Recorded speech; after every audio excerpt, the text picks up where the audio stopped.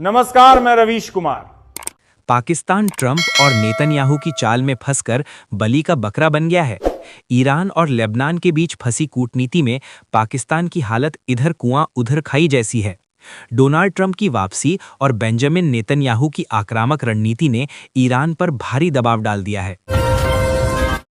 अब तेहरान के सामने सबसे बड़ी चुनौती ये है कि वो अपने वजूद को बचाए या लेबनान में हिजबुल्लाह का साथ दे। इस भीषण कूटनीतिक शतरंज में पाकिस्तान केवल एक मोहरा बनकर रह गया है, जिसकी मध्यस्थता की बातें अब दुनिया में बेअसर साबित हो रही हैं। लेबनान पर इजरायली हमलों की बारिश, क्या खत्म होने वाला है शांति का समझौता? इजरायल द्वारा लेबनान पर किए गए हालिया और भीषण हमलों ने शांति की उम्मीदों को गहरा झटका दिया है। अंतर्राष्ट्रीय विशेषज्ञों का मानना है कि इन हमलों ने सीज फायर समझौते की नींव हिला दी है और शांति प्रक्रिया अब खतरे में है। हिजबुल्लाह की ओर से जवाबी कार्रवाई की धमकी और इजरायल का अड़ियल रुख मिडिल ईस्ट को एक बार फिर पूर्ण युद्ध की ओर धकेल रहा है। क्या ये समझौता केवल कागजों तक ही सीमित रह जाएगा? बैरूत हमले में हिजबुल्लाह को बड़ा निजी झटका, नईम कासिम का भतीजा ढेर।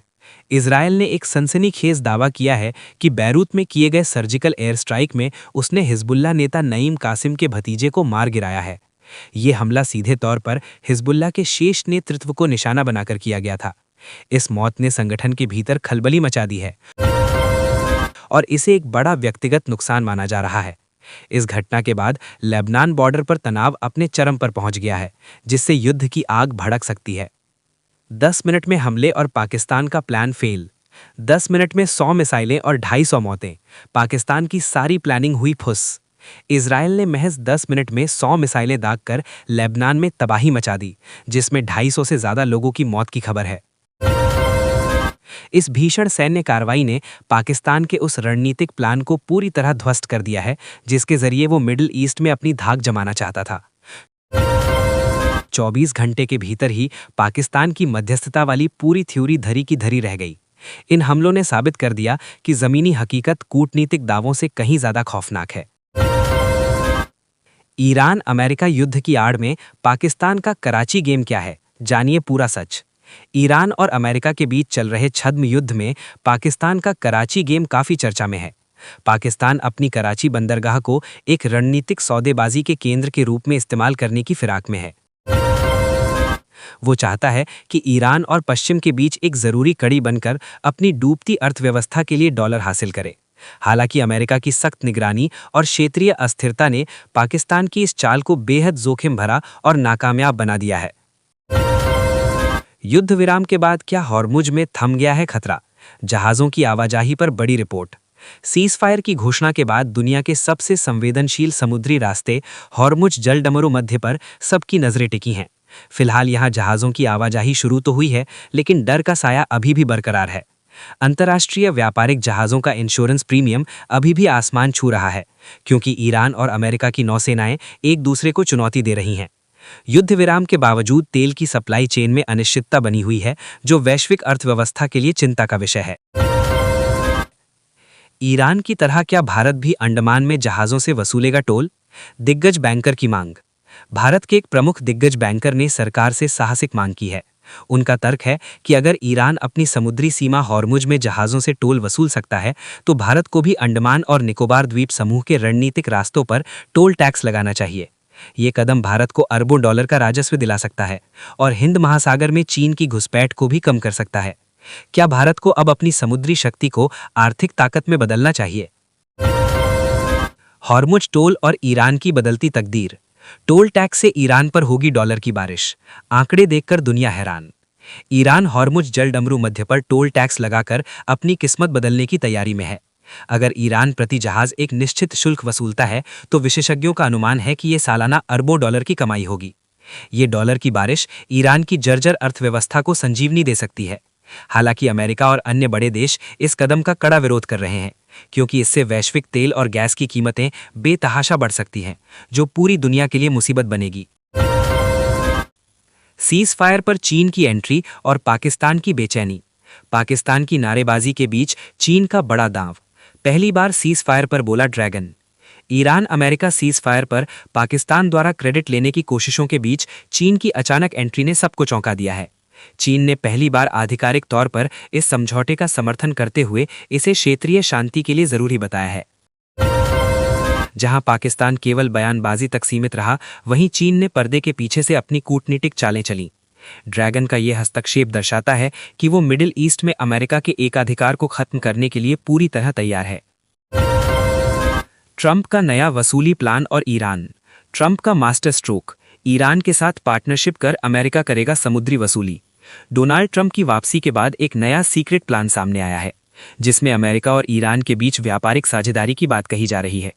चर्चा है कि ट्रंप हॉर्मुज में सुरक्षा सुनिश्चित करने के बदले ईरान के साथ मिलकर टैक्स वसूली की योजना बना रहे हैं। ये कूटनीति के इतिहास में सबसे बड़ा यू टर्न हो सकता है।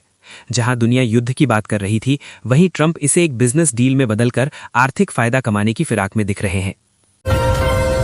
भारत ही है दुनिया की असली ताकत। सर्वे में पाकिस्तान का उड़ा मजाक। ईरान यूएस विवाद में निकला भारत सबसे बड़ा पावर हाउस। हालिया अंतर्राष्ट्रीय सर्वे ने पाकिस्तान के दावों की पोल खोल दी है। सर्वे के मुताबिक ईरान और अमेरिका के बीच मध्यस्थता का नाटक करके पाकिस्तान भले ही अपनी जनता को खुश कर ले, लेकिन दुनिया की नज़र में असली ताकत भारत ही है।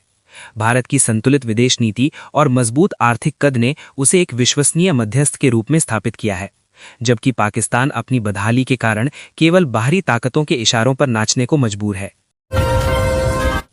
पाकिस्तान की भूमिका पर दुनिया का नजरिया। क्या पाकिस्तान की कूटनीति केवल एक दिखावा है? वैश्विक मंच पर उठी उंगलियां। ईरान और अमेरिका के बीच हुए युद्ध विराम में पाकिस्तान की स्वघोषित भूमिका पर वैश्विक विश्लेषक सवाल उठा रहे हैं।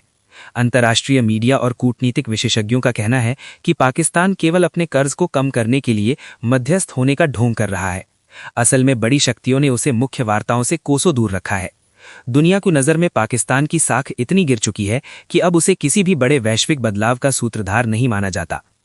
ईरान का अमेरिका पर गंभीर आरोप। अमेरिका के साथ सीज फायर बेकार है, ईरान ने लगाई आरोपों की झड़ी। शांति की कोशिशों के बीच ईरान ने अमेरिका पर सीज फायर के 3 मुख्य शर्तों के उल्लंघन का गंभीर आरोप लगाया है। ईरान का दावा है कि अमेरिका गुप्त रूप से पाबंदियां जारी रखे हुए है और ये समझौता अब अर्थहीन होता जा रहा है। इन आरोपों ने न केवल शांति की कोशिशों को गहरा झटका दिया है, बल्कि युद्ध की चिंगारी को फिर से हवा दे दी है। अगर अमेरिका ने रुख साफ नहीं किया तो ईरान समझौते से बाहर निकल सकता है। नाटो। जब जरूरत थी तब नाटो नहीं आया। ग्रीनलैंड ने दुनिया को दिखाई नाटो की सच्चाई। नाटो की प्रासंगिकता पर अब बड़े सवाल उठाए हैं। ग्रीनलैंड के संकट और हालिया वैश्विक उथल-पुथल के दौरान नाटो की निष्क्रियता ने इसके सदस्य देशों को सोचने पर मजबूर कर दिया है। एक कूटनीतिक बयान में साफ कहा गया है कि जब सबसे ज्यादा जरूरत थी तब नाटो हमारे काम नहीं आया। ये विफलता दर्शाती है कि भविष्य में छोटे देश अब सामूहिक सुरक्षा के बजाय आत्मरक्षा और नए क्षेत्रीय गठबंधनों पर ज्यादा भरोसा करेंगे। क्या बंगाल की चुनावी तपिश अब लखनऊ पहुंच गई है? चुनाव आयोग की इस फटकार के मायने क्या हैं? पश्चिम बंगाल चुनावों की रणनीतिक हलचल का असर अब उत्तर प्रदेश की सियासत में भी दिखने लगा है। खबर है कि चुनाव आयोग ने आईएएस अधिकारी अनुराग यादव को कड़ी फटकार लगाई है, जिससे प्रशासनिक गलियारों में हड़कंप मच गया है। विपक्षी दल सपा और कांग्रेस इसे सरकारी मशीनरी के दुरुपयोग से जोड़ रहे हैं, जबकि आयोग ने निष्पक्षता बनाए रखने की सख्त चेतावनी दी है। ये घटना दर्शाती है कि आगामी चुनावों को लेकर आयोग किसी भी तरह की लापरवाही या पक्षपात बर्दाश्त करने के मूड में नहीं है। बिहार की राजनीति में फिर खेला होगा। अप्रैल का महीना और नीतीश कुमार का पुराना नाता। बिहार की राजनीति में अप्रैल का महीना एक बार फिर चर्चा में है, जिसे नीतीश कुमार के सियासी सफर का पावर कनेक्शन कहा जा रहा है। इतिहास गवाह है कि इसी महीने में नीतीश ने कई बड़े और चौंकाने वाले फैसले लिए हैं। जानकारों का मानना है कि वर्तमान गठबंधन और आगामी चुनावों की तैयारियों के बीच ये महीना उनके राजनीतिक भविष्य के लिए टर्निंग पॉइंट साबित हो सकता है। क्या नीतीश कुमार एक बार फिर अपनी नई रणनीति से विरोधियों को मात देंगे? नीतीश के बेटे पर बरसे तेज प्रताप। आखिर भाई तेजस्वी को क्या चेतावनी दे डाली? आरजेडी नेता तेज प्रताप यादव अपने बेबाक अंदाज के लिए जाने जाते हैं। उन्होंने मुख्यमंत्री नीतीश कुमार के बेटे निशांत कुमार के राजनीतिक अनुभव को 0 सन्नाटा करार देते हुए तंज किया है। इतना ही नहीं, उन्होंने अपने भाई और बिहार के उप मुख्यमंत्री तेजस्वी यादव को भी नसीहत दी है कि वे सतर्क रहें। तेज प्रताप का ये बयान बिहार के सियासी परिवारों के बीच चल रही खींचतान और भविष्य की सत्ता संघर्ष की ओर इशारा करता है, जिसने राजनीतिक माहौल गरमा दिया है। जहरीले सांप वाले बयान पर मचा बवाल। नितिन नवीन ने खड़गे को क्यों बताया मजबूर। कांग्रेस अध्यक्ष मल्लिकार्जुन खड़गे के हालिया जहरीले सांप कमेंट पर बीजेपी नेता नितिन नवीन ने जोरदार पलटवार किया है। उन्होंने कहा कि खड़गे व्यक्तिगत रूप से एक सज्जन व्यक्ति हैं, लेकिन वे गांधी परिवार के दबाव में ऐसी भाषा का इस्तेमाल कर रहे हैं। नवीन के अनुसार कांग्रेस का शीर्ष नेतृत्व अपनी खोई हुई जमीन वापस पाने के लिए इस तरह की बयानबाजी का सहारा ले रहा है। ये विवाद अब राष्ट्रीय स्तर पर तूल पकड़ चुका है, जिससे बीजेपी कांग्रेस के बीच जुबानी जंग और तेज हो गई है। फटाफट तेल के टैंकर भेजो। ईरान अमेरिका सीज फायर का फायदा उठाकर भारत भर रहा है अपना खजाना। भारत ने मिडिल ईस्ट में अस्थायी शांति का लाभ उठाने के लिए अपनी एनर्जी सिक्योरिटी की योजना तेज कर दी है। सरकार ने कच्चा तेल लाने वाले टैंकरों की संख्या बढ़ाने और रणनीतिक तेल भंडारों एसपीआर को फुल करने का निर्देश दिया है। भारत अपनी 53 लाख टन की मौजूदा क्षमता का पूरा इस्तेमाल करना चाहता है, ताकि भविष्य में किसी भी कूटनीतिक संकट या कीमतों में उछाल से बचा जा सके। ये कदम भारत की दूरदर्शी ऊर्जा नीति का हिस्सा है। यही है दुनिया की असली ताकत। सर्वे में पाकिस्तान का उड़ा मजाक। ईरान यूएस विवाद में निकला भारत सबसे बड़ा पावर हाउस। हालिया अंतर्राष्ट्रीय सर्वे ने पाकिस्तान के दावों की पोल खोल दी है। सर्वे के मुताबिक ईरान और अमेरिका के बीच मध्यस्थता का नाटक करके पाकिस्तान भले ही अपनी जनता को खुश कर ले, लेकिन दुनिया की नज़र में असली ताकत भारत ही है। भारत की संतुलित विदेश नीति और मजबूत आर्थिक कद ने उसे एक विश्वसनीय मध्यस्थ के रूप